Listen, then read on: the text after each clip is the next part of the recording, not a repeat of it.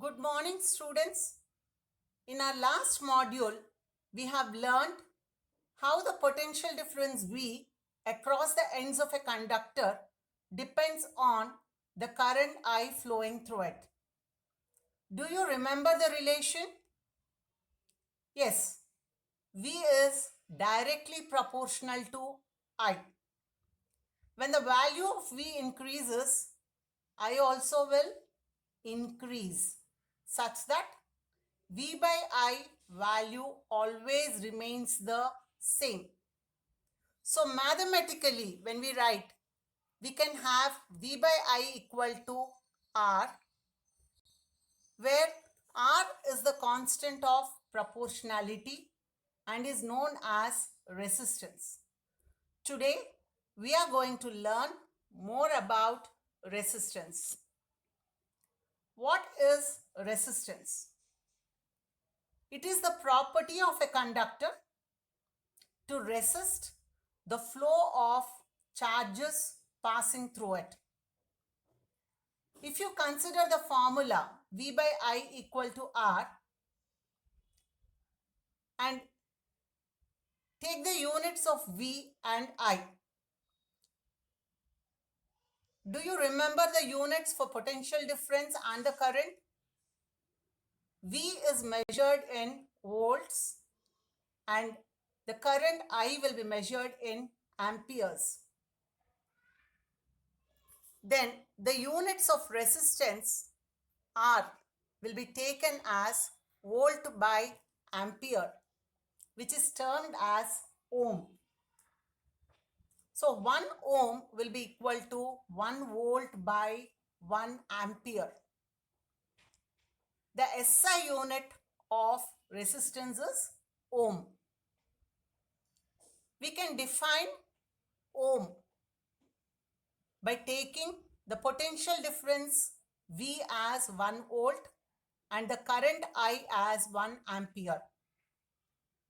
The resistance of a conductor is said to be 1 ohm when a potential difference of 1 volt is maintained across its ends and a current of 1 ampere flows through it. So we have seen the definition for the term resistance. It is simply the obstruction or the opposition offered to the flow of charge through it. And we have even learned the SI unit for resistance. Now we are going to study an activity which helps us to know whether the resistance is same for all the substances or it is different. For this activity, we need a battery of 4 cells, a plug key, an ammeter, and different components like a nichrome wire, a torch bulb, and a 10-watt bulb.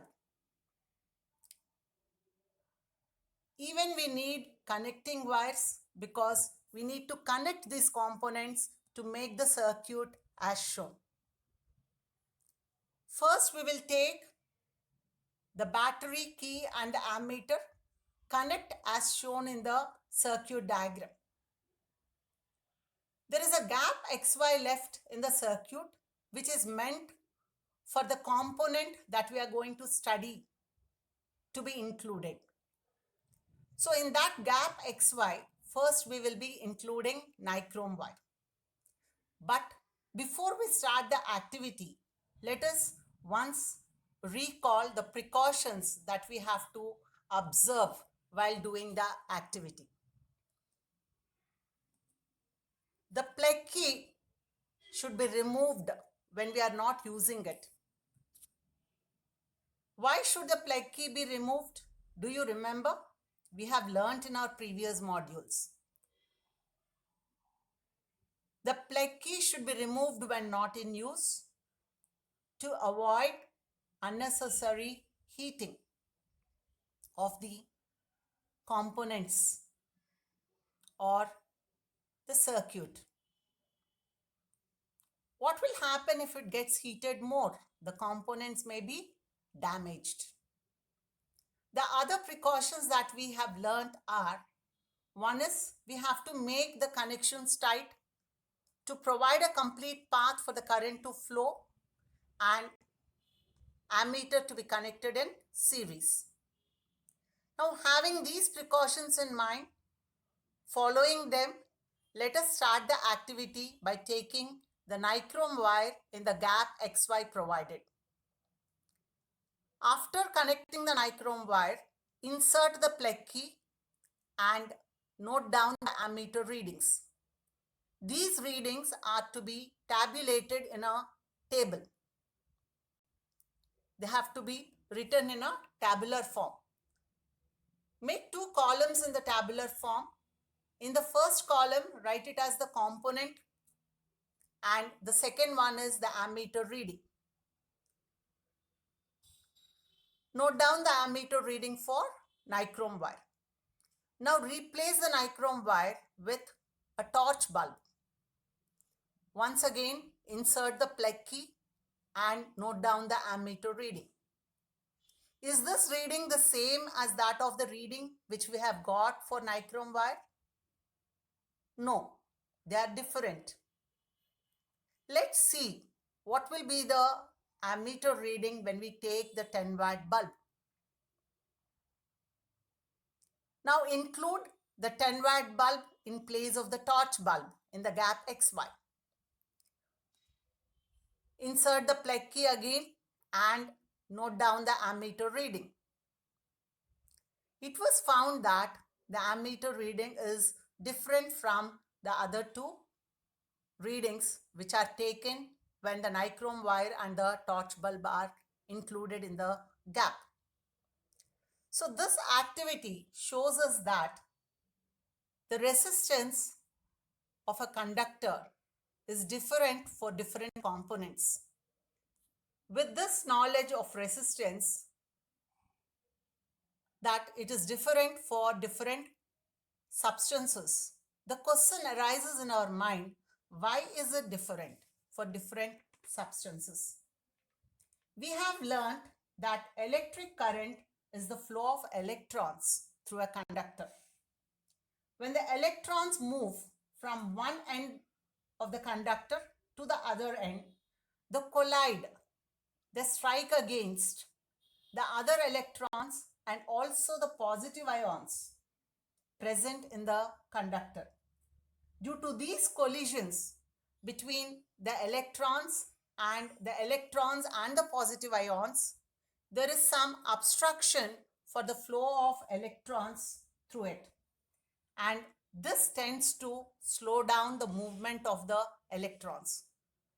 And these collisions are not the same for every substance. Hence, each substance has got a different resistance for it. So, now we can categorize all the substances as conductors, insulators, and resistors.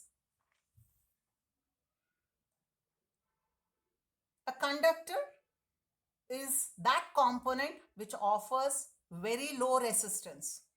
The current can easily pass through it. Insulators are those components which will offer high resistance.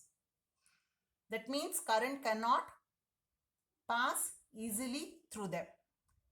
A resistor is that component which has an appreciable amount of resistance, a considerable amount of resistance. Now you can see in the slide here, for a conductor, the path for the electrons is free. The electrons are able to move freely and hence they have a low resistance value. When it comes to an insulator, the path of the electrons is not free. They undergo more number of collisions with the neighboring electrons or with the positive ions. Hence, they will have high resistance values. Now I think all of you have understood what is resistance and you have a clear understanding between conductors, to differentiate between conductors and insulators. In our next module, we are going to discuss the different factors on which the resistance of a conductor depends, and also a new term known as specific resistance or resistivity of the conductor. I hope all of you have understood the concept, and we will meet in the next class.